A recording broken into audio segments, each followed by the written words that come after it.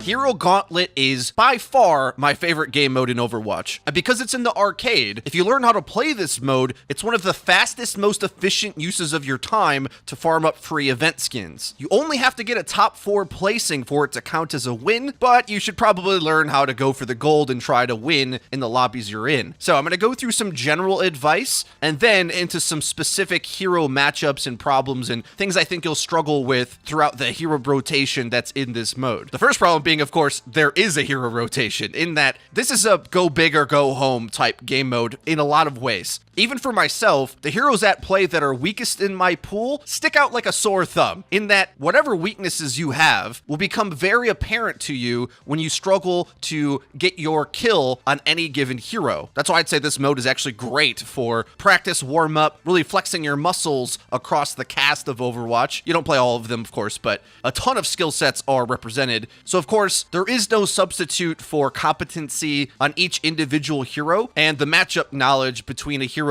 strengths and weaknesses spans the course of our entire channel's guides. We'll get into that slightly more in the next section. But for now, quick and direct tips that you definitely can use right away is crank up your volume. A lot of characters make heavy footsteps in this mode, so being able to hear them coming and just being ready for them is a big difference between you being ahead in your upcoming duel or getting shocked by it. Remember as well, when you or an enemy get a kill, there's an invulnerability period where they can't use abilities. So because of that, be sure not to toss your cooldowns at characters that are in the middle of switching. You gotta wait for them to materialize to hit them with anything that you got. The other major tip is that this is the type of mode that rewards confrontation, which is why I love it so much. Because you get a brand new health pool when you secure a kill, that means you're incentivized to play fast. And with lots of players in the lobby, it really tests your aim speed and your reaction time, not just your accuracy and ability to duel. This is great because it's also probably the best type of practice and the hardest type of engagement to deal with. Especially at the middle and lower ranks, one of the things that I see very often is that players are able to stabilize at those ranks just by playing passive most of the time and not making mistakes, whereas this is the type of mode that requires you to go aggro and make a play, because in this mode you're racing against everybody else. You want to climb up the tech tree as fast as possible and not linger on a pick for too long.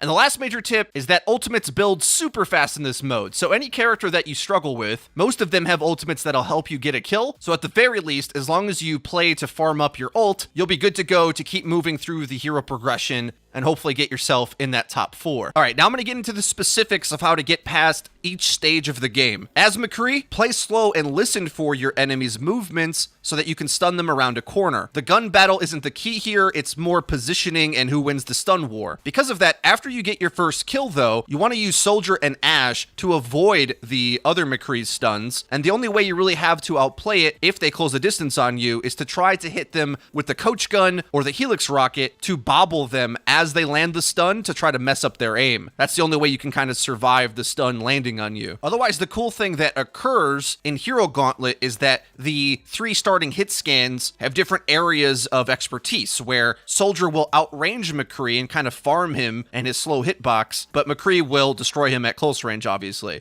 I might just suck at Ashe, but I think Ashe is the hardest of these 3 to get a kill with. Because the game's moving so fast, it feels like you don't have time to really scope up and feel safe. So because of that, if you struggle hitting the skill shots, I suggest just find a way to land a money TNT at the feet of someone. Coach Gun does up to 90 damage at close range as well, so a combination of those 2 together and some hipfire spam, and you won't actually even need to know how to aim to get a kill with Ashe. I suck with the character, but just spamming her abilities out helps you with that kill. Otherwise, if you're forced to play a bit slower, if somebody's on Pharah at the early stages, sniping a Pharah is one of the easier ways to pick up a kill with Ashe. Or soldiers typically find safety around their healing station. That's actually a conveniently sized AoE for you to land a TNT on. After the hit scans, there's a bunch of projectile heroes. Pharah, Genji, Hanzo, Zenyatta, Junkrat, Mei. In the upper left, it tells you which next hero is coming, so it's good to always use that to learn the hero rotation, but also be ready to swap over to all of those other abilities you're about to have as you get your next kill. I would say each one of these is defined by whatever utility they bring to the table. Pharah rocket aim is nice, but I think her movement to dive bomb onto an unsuspecting foe is the easiest way to pick up kills here, especially with a lot of the hit scan characters not having mobility. Just conk blast your way to barrel stuff them, and you can 2-shot them faster than they can shoot you, unless McCree stuns you, of course, but especially Soldier and Ashe don't have the time to kill when you get right up in their grill. With Genji, remember, he's the best scavenger in deathmatch, so if a duel's going on, you can just slash your way in to finish off a kill, but otherwise use his mobility just like you would with Pharah. But remember, a lot of players are desperate to get kills quickly, meaning that you can bait them into reflex usually pretty easily. Hanzo, don't be ashamed to spam out Storm Arrow. Zenyatta is almost entirely patience. You're a free kill up against just about anything, but you do have the offense to turn the hunters into the hunted. Casting Discord Orb really helps you with the peak battle, because it's sort of like a pseudo wall hack, so that you can prep a charge shot volley when you turn the corner. Once the fight's broken out though, circle strafe and spam orbs until you hopefully hit enough to kill something. Zen doesn't have a useful ultimate, so don't rush, don't overextend, carefully line up clean shots, and you'll eventually get a kill, because you have to land shots on him. Cute tip, Zen doesn't make footstep noise, which means charging up a volley when you're behind someone can surprise them, which might gift you a free elimination. Junkrat is just like Hanzo. Spamming his big damage cooldown is the key. I actually really struggle to land direct hits with his grenades in this mode because all the characters are so small, so spread out. It's just not a favorable pathing style for Junkrat to be played. So because of that, I almost always have to confirm my kills with 2 mines. Next up is Mei, who, yeah, you can play the range projectile game, but I suggest you look for a Genji to freeze because he doesn't really have the damage to kill you fast unless he hits some insane shots. And at least in my experience, Genjis try to reflect as if that's going to save them from the ice ray. Otherwise, use your wall to corner targets in or get mobility onto the high ground so you get information. And with that, it sort of ends the flex DPS portion. The next section is just wacky because you go from all sorts of different characters, each one very different from the last. So Tracer, keep in mind there's no healing in this mode, so use your blinks to dodge their best cooldowns and just poke and survive as long as you can, and you'll eventually kill something, even if it's just doing a little bit of damage to a duel that's already taken place. If you're good at Tracer, you can dive in at close range and go for one clips to get the kill fast, but if you play patient up against a character that doesn't have escapes or healing, you'll eventually secure a kill unless they hit a skill shot on you. When you get Ana, I suggest you go for offensive nades, even if they don't heal yourself, because 2 shots in a nade usually gets a kill, and remember, you're going to get your health back once you secure it anyway, even if you kill trade. Even if they kill you and then you kill them, you'll still get the benefit of swapping up and trading to the next hero. The other thing to remember about Ana is that her sleep dart has a cute sound effect if you wait a little longer. If you wake up a target that you slept immediately,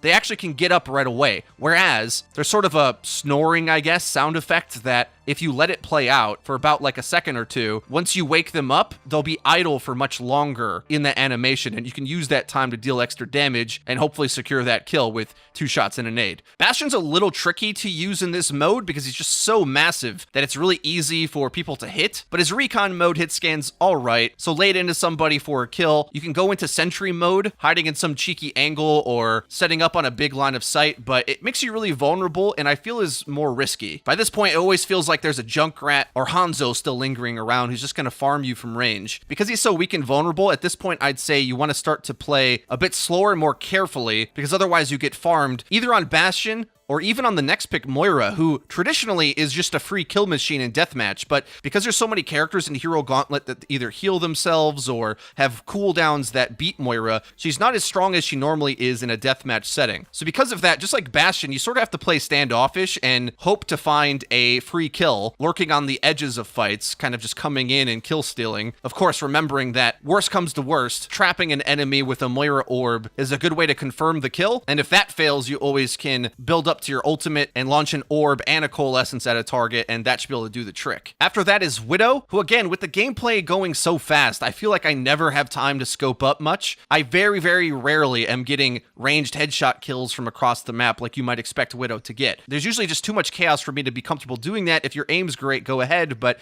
largely I'd say if you're scoping up, just go for body shots and then submachine gun down the target that's weak. There's a ton of characters in this mode that sort of just jump on Widow and kill her for free, so So play scared for your life, and as long as you hit that one body shot, you have a chance of getting a kill without needing to hit a sick headshot. After that is Sombra, who fits right in this mode because largely I think you just want to be mowing things down with tracking aim a big percentage of the time. Surprising someone with a hack like a Tracer or a Moira, but I'd say that only works if you've actually isolated them. More times than not, a lot of hacks will just set up for your kill to get stolen, whereas if you were laying into them with more damage, you may have just got the kill anyway. So I would say instead bias towards shooting and using translocator to dodge their abilities, get on the high ground above them, or jumping up into the air, making yourself hard to hit. And with all of that and your 60 capacity SMG, you're likely to either win the duel or steal somebody's kill, or if nothing else, remember, ults build really fast in this mode, so before long you're going to get an EMP anyway, which should guarantee a duel. Doomfist is next, and well, what's more to say? It's Doomfist in DM. Slam all of his abilities as fast as you can into a target, and that should get you a kill eventually. There's so many characters that are weak to getting punched in the face in this mode that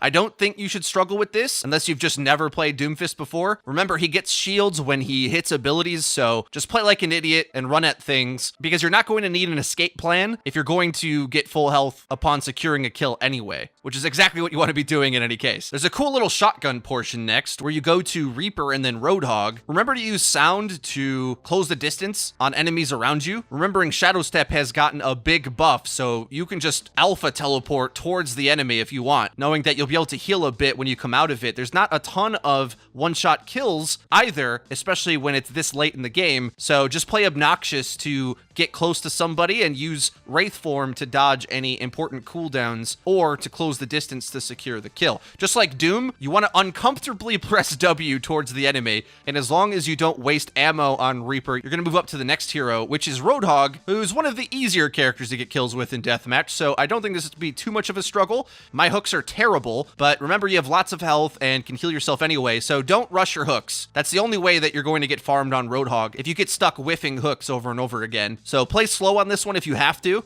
secure that pick, because lots of other characters have mobility and escapes, and they might just start running away from you if you don't secure that kill shot. And then we move on to the meme section of the hero pool, going on to Reinhardt in Deathmatch, which I think a lot of players see this and think like, wow, how could I ever get a kill with Reinhardt in Deathmatch? But it actually requires you to have some good tank mechanics, which some people don't even know is a thing that exists, but be sure to use your shield to block out the enemy's ammo, where you get in a duel and they shoot a few shots into your shield, well, then you can press forward to close the distance on them. Remember, a lot of people don't know this, but when he's moving forward and they're backpedaling, he moves faster than they do. They have to actually turn around and look away to move as fast as Reinhardt. So use that to your advantage to close the distance to get hammer swings on them. Being sure, of course, to also pop your shield up quickly to block out any boops or big damage cooldowns. And with this playstyle, you at the very least finish a kill or farm up a shatter really quick, which should be a free kill when you use that. The other tip is look out for bastions. If they turret up around the map, you can come in pinning to secure a one hit on them,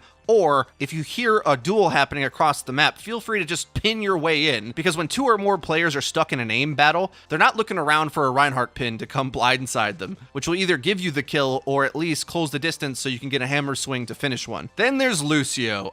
Lucio. One of my best heroes, but I know many players struggle with the FPS mechanics of Lucio, so much so that they think he's really weak, when in reality he's like an insane duelist if you know how to wall bounce, lead the projectile, and even do the little Lucio kill combos where if you boop a target at an upward trajectory, you can line up the follow-up shots. Remembering his bullets do 20 damage, the same as a soldier, so hitting 5 of them in the body is going to be enough. Keep in mind, using your movement to close the distance and get melees is one of the best ways to get some secured damage when you're struggling to hit his slow projectiles. The other tip is don't use your amp it up too early. Try to bait a target into fighting you a bit, and then use amp to heal yourself to close the distance on them, run them down, get in close range so your shots are easier, while having a bit of tankiness with your amp playing, and then you can kind of just meat shield the duel. After that is Mercy, who I struggle to get kills with because she has no escape with no teammates. So with that being the case, you're just sort of a free kill on anybody with a cooldown that can hit you. But you can use Angelic Descent to float above enemies if you get a high ground advantage. But although her weapon packs a punch, just like Lucio's, dealing 20 damage, you don't have a distance closer, so oftentimes you're just poking from miles away, hoping to get the final hit,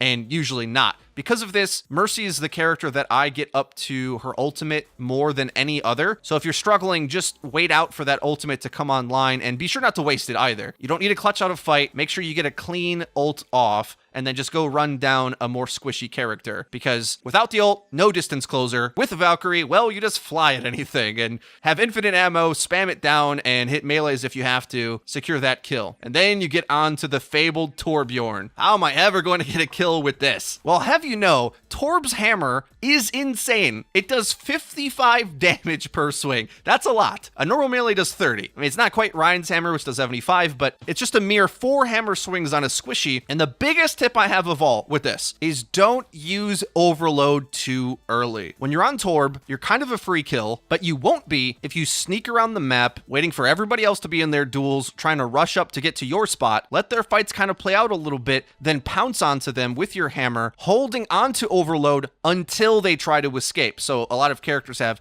movement cooldowns. For example, Moira has fade, Widow has grappling hook. Don't burn your overload until you want to close the distance. Remember, yes, it does make you more tanky, but just surviving doesn't do you any good on Torb because you're not building to an ultimate anyway. So you'd almost rather die, get a better respawn to try to go at it again to sneak up on somebody than expect overload to like clutch out a fight for you. That usually doesn't happen. Instead, you want to try to get the enemies to use their escapes and then use overload to close the distance onto them. Of course, if you think that you can pop overload a little early to get in some faster swings, go for it. But more often than not, I think you'll have more success using it for the speed advantage to chase down somebody that's trying to get away from you. And for that to work, you don't want to just like see them across the way and then rush over to them with overload, because someone else might steal the kill by that time, or they pop their escape. Then what do? Then you're slow Torb walking at them, get killed easily. No, instead, the moment they get shocked and then use their cooldown, then you got yours to help chase them. Guys, that's everything for my Hero Gauntlet guide. I hope you did find it useful. Farm up them loot boxes. Remember, the anniversary is the best time to put time into the game to earn up those skins. If you enjoyed the video and you found it useful, please be sure to leave it a like. It really does help us out. Let us know that you're enjoying the content. And if you haven't already, please subscribe and be sure to hit the bell icon so that you get notified when our videos go live. Link to the description is our Twitter, where we tweet out news, updates, and tank memes. That's been it for me. I've been FREEDO for your Overwatch. See you guys next time.